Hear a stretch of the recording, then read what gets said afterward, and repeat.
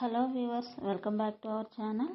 ఈరోజు మన రెసిపీ వచ్చి ఏంటంటే తోటకూర పప్పు అండి. ఇది ఆరోగ్యానికి ఎంతో మేలు చేసే ఆకుకూర పప్పు. మనం ఆకుకూరలు తినడం వల్ల మన కంటికి చూపు అనేది బాగా మెరుగుపడుతుంది. అలాగే పప్పు వల్ల కూడా విటమిన్స్ అనేవి బాగా పెరుగుతాయి బాడీలో.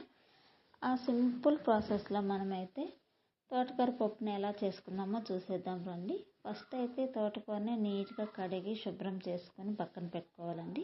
ఒక 3 to 4 టైమ్స్ అయితే వాటర్లో బాగా క్లీన్ చేసుకొని పక్కన పెట్టుకోవాలి.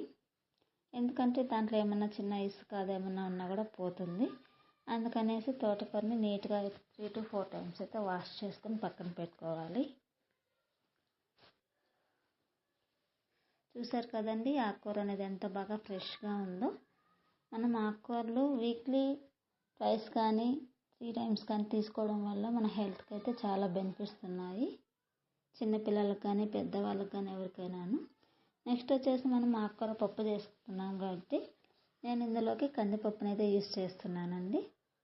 ఒక టీ గ్లాస్ అంతా కందిపప్పుని అయితే తీసుకోవాలి ఫస్ట్.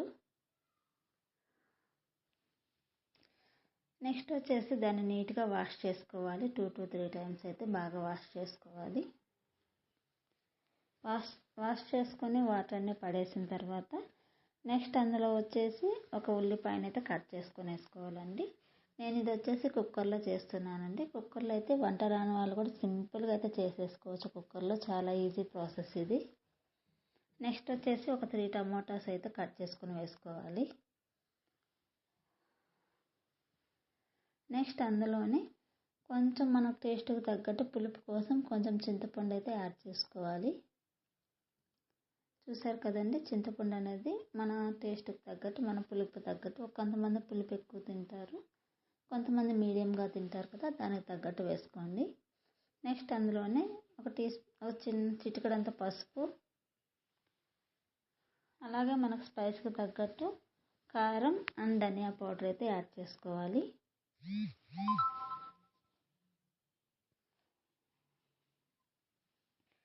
చూసారు కదండి, అసలు ఎంత కలర్ఫుల్గా ఉందో కదా అసలు పప్పు కానీ ఆనియన్ టమోటా మొత్తం కూడాను.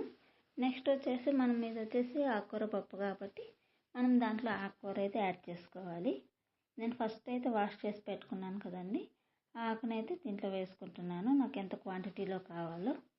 నెక్స్ట్ అందులో మనం కుక్కర్లో ఉడకడానికి 1 కప్పు వాటర్ అయితే పోసుకుంటున్నాను నేను. చూస్తారు కదండి, వాటర్ అనేది మనం ఆకుకూర మునిగేంత వరకు అయితే పోసుకోవాలి. అప్పుడైతే మనం